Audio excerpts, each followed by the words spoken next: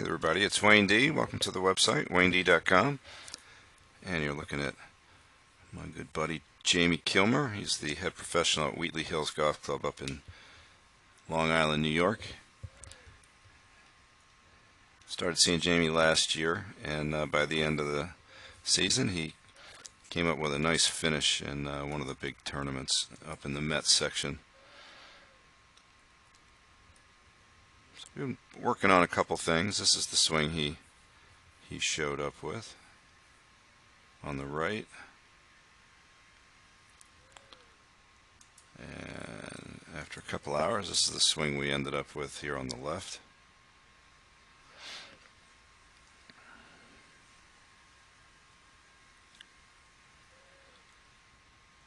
Now, let's go with the front view.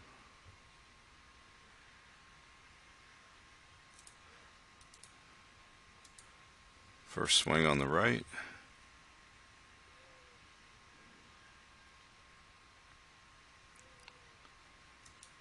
And the last swing on the left. Alright, so not easy to see differences at full speed, but that's why we use the video, and that's why we mark the starting position so we can spot the movements as we move along in the swing. This whole thing takes about 1 second, so it is not easy to see some of this stuff. So let's take a look. So a couple things we've been working on in Jamie's swing. I've always seen a little extra effort to get the club further back.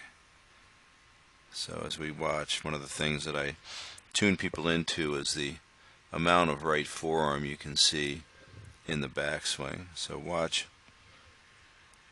at the end of this swing. This is, to me, classic right shoulder overturn or pullback.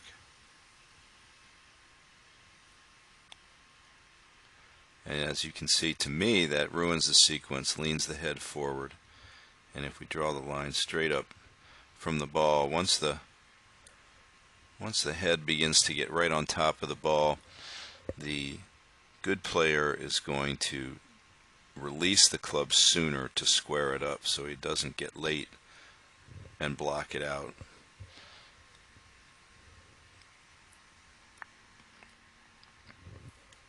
Alright, so one of the things that we talk about is width in the backswing. And that means that from left arm parallel, this would feel slightly more stretched out than this one. And you can kind of see by the angle produced from the hips up through the back. But watch how this ends. So at the same time we get about this amount of that right forearm there. That's the rest of it. So this is a wider backswing. This is what we're looking for. When you're a stocky guy like Jamie and you begin to get older and you're working, it's just difficult to maintain these long swings and make them efficient. Just kind of lose a little mobility, and the power is going to be there if we can get this thing stretched out, get the wrist to cock out away from the body a little bit so you can see the distance between the hands and the head there.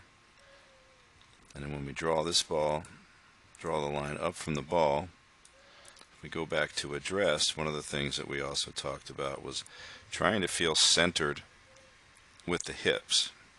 So what I usually do is draw a line up from each heel,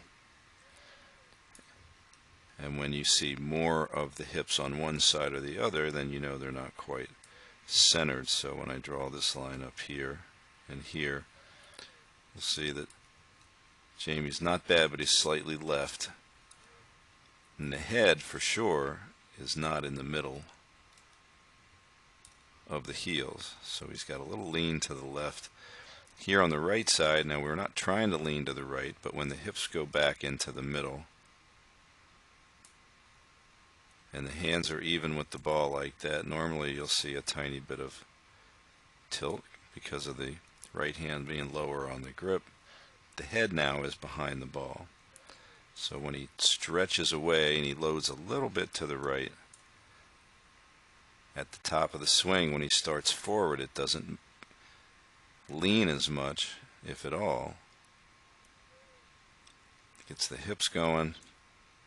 Now look where the nose is in relation to the ball. Now he's behind it. Now, this isn't translating right this second into the hands getting all the way up to the ball up here, but it now has the potential to do that. So we can work on some of this impact stuff now that he's wider and he's more behind it and his sequence is better.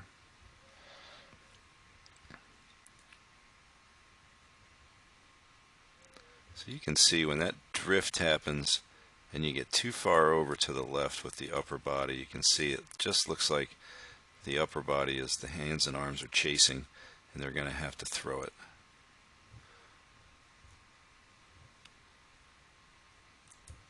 Now when we look at the down the line view, we're also going to see some nice changes here. Usually with the posture at address, just trying to get Jamie not to feel quite as slumped forward.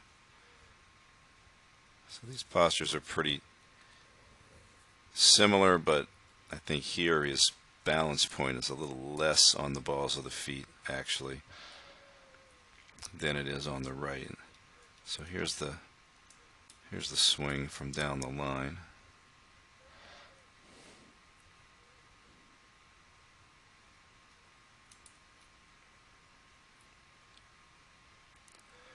So watch at the top.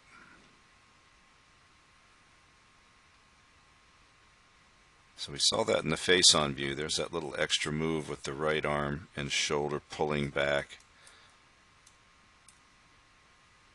And when that happens, the club keeps going. It crosses slightly.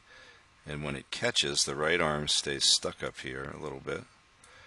Remember, shoulder retraction combined with the lower body initiating the forward swing is going to leave that right arm up and back. So we're going to see a little different movement here.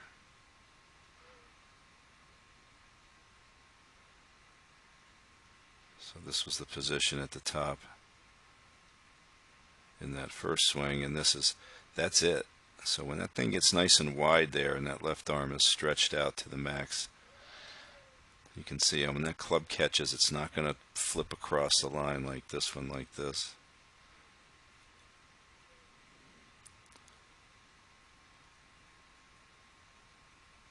And again, this upper arm now, this is years of doing this. It's going to be trained to start adducting itself a little bit more down and forward rather than staying up here. But you just don't have a chance to move this arm the way you want to when that shoulder is pulling backwards at the top of the swing. So if we can leave the right shoulder retracted getting to the top, when the lower body starts down, we can urge the right arm to react. As soon as that left arm gets pulled, the right arm can drive in.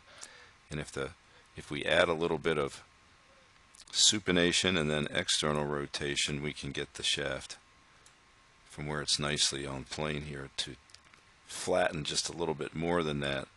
And we could also try to get the hands to come down closer to the body. So these are things that are now more possible as the backswing improves. All right.